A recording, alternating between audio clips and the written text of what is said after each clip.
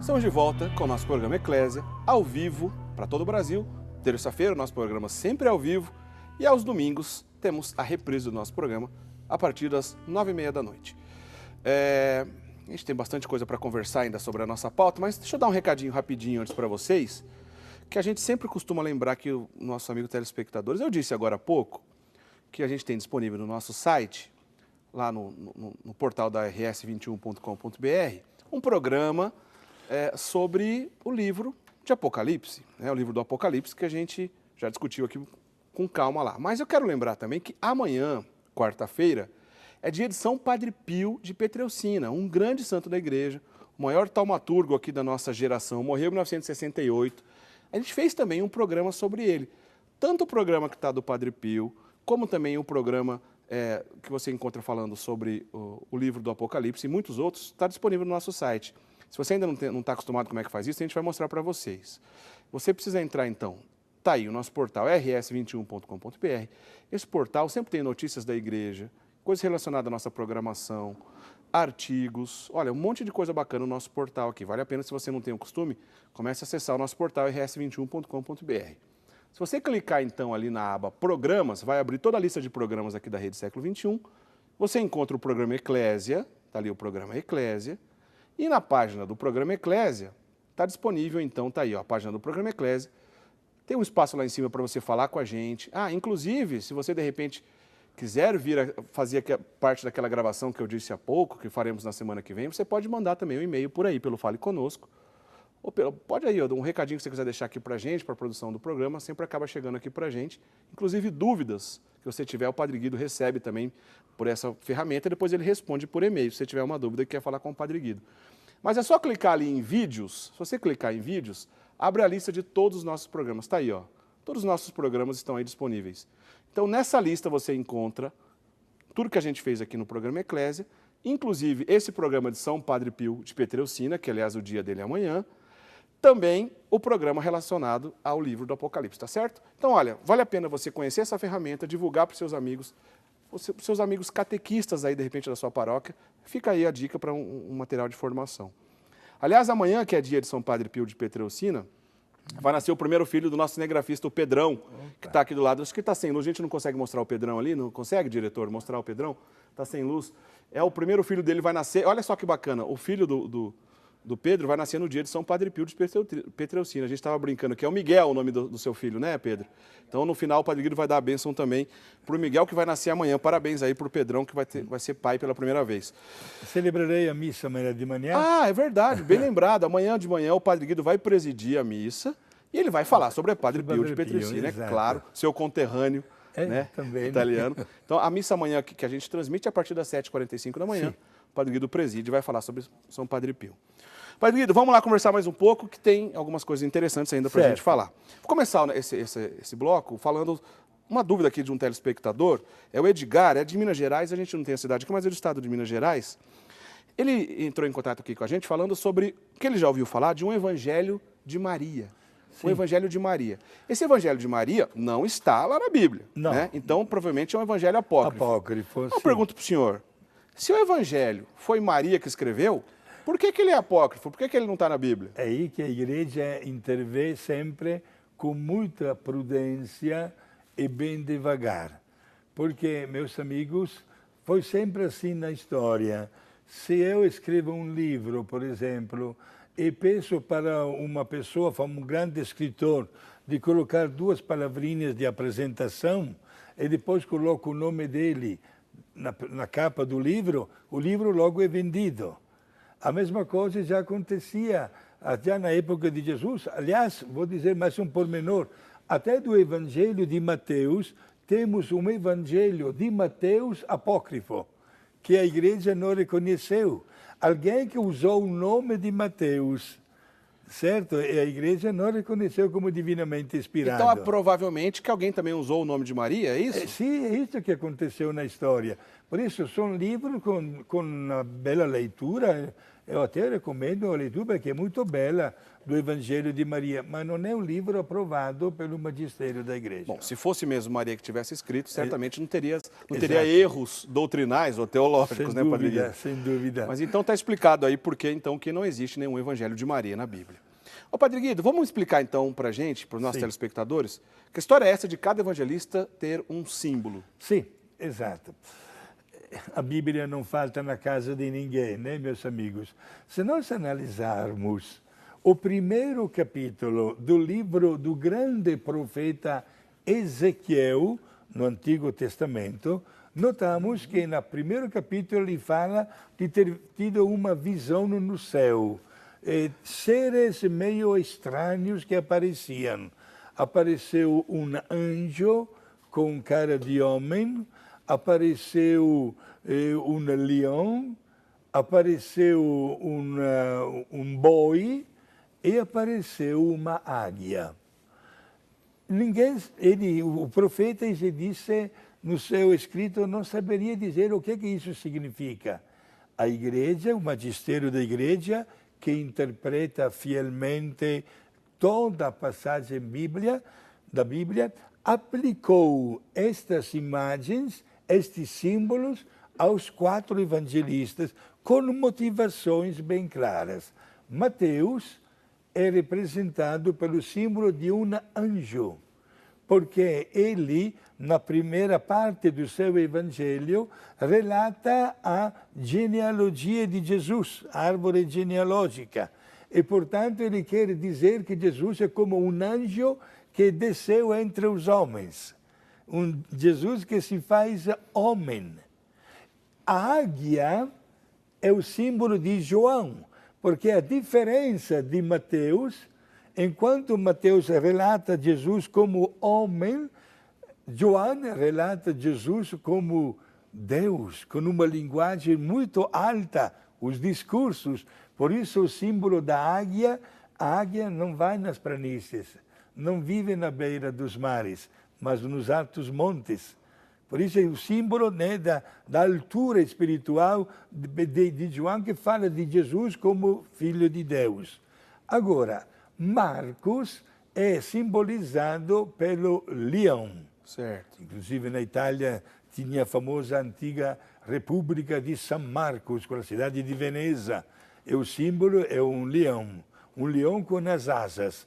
Porque o Evangelho de Marcos fala inicia com São João Batista, que vive no deserto, a contato com estes animais ferozes. E João Batista se tornou depois o precursor, né, de Jesus, anunciando e gritando contra tantas injustiças que estavam acontecendo no mundo e querendo preparar a humanidade a acolher de braços abertos o Salvador. Certo. Ao passo que o Evangelho de Lucas, o símbolo é um touro.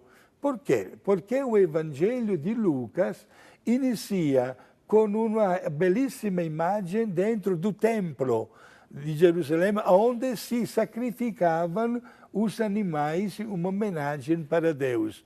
E os animais mais comuns eram exatamente os touros que eram oferecidos para Deus. Vamos repetir então, Padre Guido? A gente vai colocar com calma cada uma das imagens para a gente ilustrar. Certo. O primeiro deles é Mateus. Como aparece na Bíblia. Tá, né? na ordem, respeitando a ordem da Bíblia agora. Ele é representado por um anjo. Então, Mateus é representado por um anjo. Sim, exato. Só repetindo, a gente tem a imagem aí, Bruno? Na sequência, coloca para a gente aí, se possível. Mateus representado por um anjo. O que significa? Porque ele quer apresentar, através da árvore genealógica de Jesus, que Jesus desceu do céu para ficar com os homens. Certo. Depois... É um anjo com a cara de homem. Com uma cara de homem, certo. Sim. Exato. Depois temos Marcos. Marcos é representado por um leão, né? Porque ele inicia o Evangelho apresentando João Batista, que é o precursor de Jesus. Este é o leão. Mas é um leão alado. Alado, né? Divino, digamos assim. Mas para mostrar a grande autoridade de São João Batista, o precursor de Jesus. Depois temos Lucas, com um boi.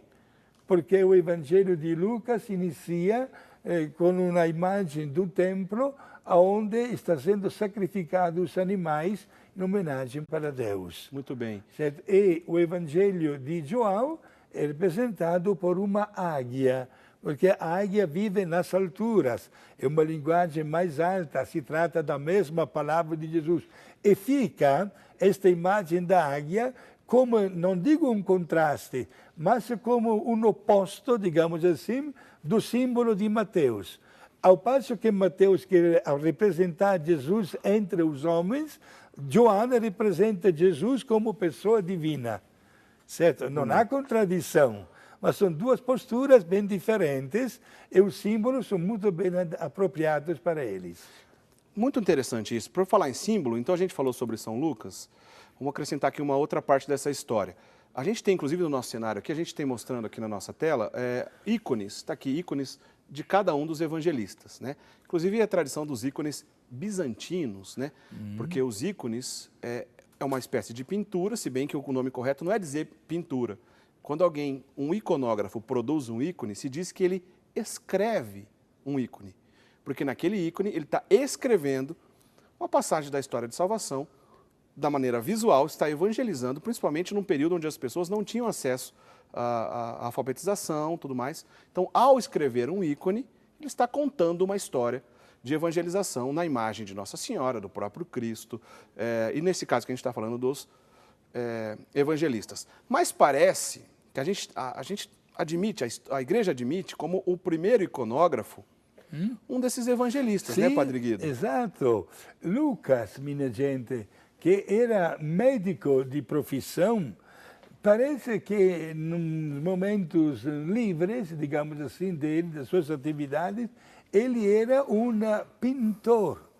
E hoje nós temos, na Itália, na cidade de Bologna, o famoso Santuário de San Lucas, onde tem uma preciosa tela com a imagem de Nossa Senhora de autoria de Lucas. Esse ícone, então, é atribuído a São Lucas. A gente achou na internet essa imagem? Sim, aí. Esse famoso. Então, é provável que essa imagem o próprio São Lucas tenha pintado ao vivo. Ou do ponto de vista que eu estava explicando, é provável que ele tenha escrito esse ícone. Exato. A autoria é dele. Todo mundo sabe que esta pintura é de São Lucas, né? Depois esse ícone deu origem a outros ícones um pouco mais modernos, mas baseado nesse, a gente até pegou um exemplo, está aí, por exemplo. É provável que essa arte tenha relação com o ícone que o próprio São Lucas escreveu. Quer dizer, além de tudo, além de médico, ele era talentoso também para fazer uma obra-prima como essa, né? Eu vou dizer uma coisa, Eric, falo como italiano, nos sentimos orgulhosos para ter na Itália o único retrato feito ao vivo de Nossa Senhora. Bonito, né? O santuário de São Lucas está em cima de um morro na cidade de Bologna, é muito, muito visitado e frequentado. Tive a alegria de celebrar uma missa naquele altar e em cima de mim está exatamente esta imagem de autoria deste apóstolo evangelista. Muito bem. A Maria Terezinha Lusa, de Roca Salles, Rio Grande do Sul, a Maria Terezinha sempre manda aqui para a gente algumas perguntas interessantes. A pergunta dela é boa e tem duas partes que eu vou dividir aqui, Padre Guilherme, para o senhor explicar para a gente. Sim. Bom, a primeira dela, ela está parabenizando, muito obrigado, Maria Terezinha, pelo nosso programa. Ela disse que ela ficou intrigada com o Evangelho de Lucas e ela pergunta se ele era letrado, se ele era culto para escrever da maneira que escreveu. Eu queria aproveitar o gancho da pergunta dela, depois eu vou fazer a segunda parte. Sim. Mas para a gente entender se João era culto a ponto de escrever, tem um pormenor, inclusive, da questão das 2 semanas no Evangelho de João. Sim. Aproveita e responde isso para a gente. Ele era culto, Padre Guido? O senhor tem essa informação? São Lucas. Não, São João. São João. Falando, Agora, São João, sim, tinha uma certa cultura. Sabemos que profissionalmente foi a pessoa que mais seguiu também a Jesus. É chamado, até em alguns evangelhos também apócrifos, do apóstolo virgem. Parece que ele não casou, recebeu também a tarefa de cuidar de Nossa Senhora na hora que Jesus veio falecer lá na cruz, né?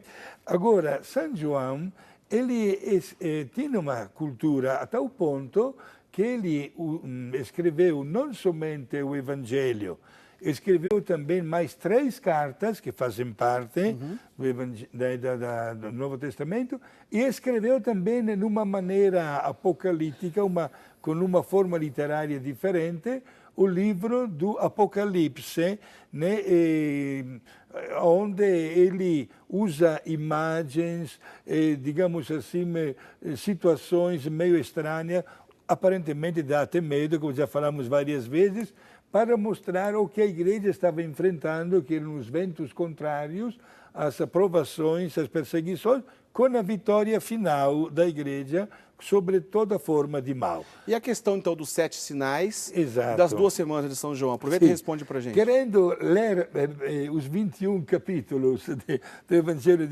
de São João, notamos que tudo pode ser resumido em 2 semanas. Uma semana antes da Páscoa e uma semana depois da Páscoa. João fala de Jesus já adulto, não fala nada da infância de Jesus. E os 7 sinais que ele deixa bem claro, né, na primeira semana, 7 sinais são o milagre de Jesus em Caná da Galileia, entre aspas, repito, o único evangelista que fala deste milagre. As pessoas que acreditam nele graças a este milagre. A cura do paralítico, a multiplicação dos pães, né? E depois Jesus que caminha em cima das águas, a cura do cego e a ressurreição de Lázaro. São os 7 sinais que ele coloca na primeira semana. Certo. Agora, a partir da ressurreição de Jesus, que acontece no primeiro dia da semana, que é domingo, São João coloca os maiores eventos até a ascensão de Jesus sempre naquele dia. O primeiro dia da semana, Jesus apareceu aos apóstolos, veio o Divino Espírito Santo, foi para os sempre no primeiro dia da semana. Isto já mostra uma coisa muito importante, Eric, que os fiéis, pensando no valor da vitória de Jesus sobre a morte, passaram a comemorar como dia do Senhor o primeiro dia da semana, que é exatamente o domingo. Certo? E aí que foi a passagem do sábado, tradicionalmente conhecido no Antigo Testamento como dia do louvor a Deus, dia do descanso, para o domingo, porque Jesus ressuscitou de domingo. Assim o senhor responde à pergunta aqui do nosso telespectador Jurandir Santana, de Campinas, que perguntou justamente sobre a questão do sábado. O senhor já explicando a diferença do sábado para o domingo. Só completando aqui, então, a segunda parte da pergunta da Maria Terezinha Lusa, de Roca Salles, lá do Rio Grande do Sul. Ela quer saber se existem outras fontes na literatura, comentando sobre o Jesus histórico, outras fontes que sejam fora da Igreja Católica, né? Que Jesus viu na época de imperadores X, lá para a gente saber sobre Jesus. Enquanto eu li aqui a sua pergunta, eu me lembrei de Flávio Joséfo. Flávio Joséfo é um historiador judeu do primeiro século, então não tem nada a ver com uma fonte católica, pois ele era judeu, mas era historiador, e ele faz referência a Jesus, fora então dos evangelhos, fora então de outras fontes católicas, não é evangelho apócrifo, não é nada. É uma obra científica de história que Flávio Joséfo, eu me lembro desse agora. Só lembra de algum outro, Padre Guido, além de Flávio Joséfo? São muitos os autores daquela disciplina que é chamada de patrística, né? Até de pessoas cujos escritos não fazem parte mas assim, você falou de Flávio Joséfo, inclusive em língua italiana é chamado de Flávio Giuseppe, né? Mas tudo bem, né? É a mesma pessoa, né? E teríamos muitos outros, eu tenho até marcado alguns deles, porque vale a pena dizer como Jesus foi uma pessoa muito lembrada na história, né? A tal ponto, repito, que todo mundo falava dele. Aqui eu tenho, por exemplo, alguns nomes.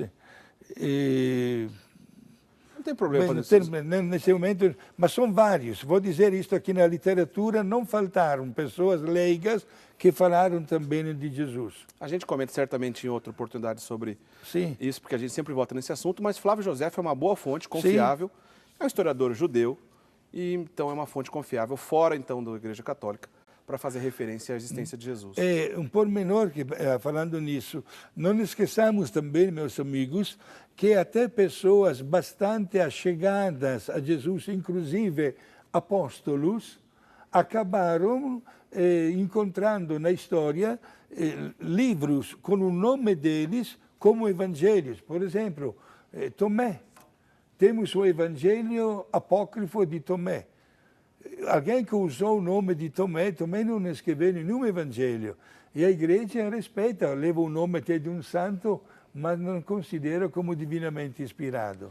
Muito bem, só registrar aqui o contato do Padre Luizinho. O Padre Luizinho mandou aqui para a gente, ele é de Córrego Fundo, dizendo que ele está assistindo, acompanhando o programa, parabenizando. A gente manda um abraço. Obrigado, Padre Luizinho. Padre Luizinho, aproveito, te mandei um e-mail, ele perdeu o papai nestes dias. Não foi possível pessoalmente chegar até em tempo parece que foi domingo. Mais uma vez, nossas condolências, com a certeza, é a garantia da nossa oração para o descanso dele, que sofreu muito, e para o conforto de toda a família. Muito bem, está dado o recado. A gente já está chegando no fim do programa, o Padre Guido já vai nos dar a bênção. Quero mandar então um abraço para algumas cidades que entraram em contato aqui conosco, através de e-mail, telefonema ou WhatsApp. Pirituba, acho que é isso, na Paraíba. Uma cidade da Paraíba é Pirituba, Cássia? Não? Como é que é a cidade?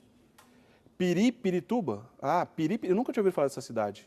Pirituba, da Paraíba. Barreto, São Paulo. Minduri, ou Minduri, em Minas Gerais. Goiânia, que é Goiás. E também a cidade de Mococa, São Paulo. Aliás, eu sou nascido nessa cidade, sou de Mococa. Meus amigos conterrâneos aí de Mococa. Olha, eu nasci em Mococa, que é na divisa com Minas. Só que é do lado de cá, no estado de São Paulo. Todo mocoquense é o mineiro que não deu certo, né? Afinal de contas, a gente estava na divisa ali. Um abraço aí para os meus conterrâneos de Mococa.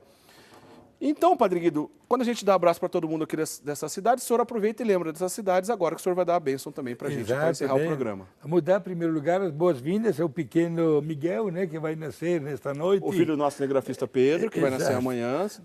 Que tudo possa dar certo para a alegria da sua família. Meu abraço ao meu filhado Duarte e a mamãe Carla, a de Passos, que está de aniversário. O casal Lúcia e Pedro de Oliveira de Valinhos, meus anjos da guarda.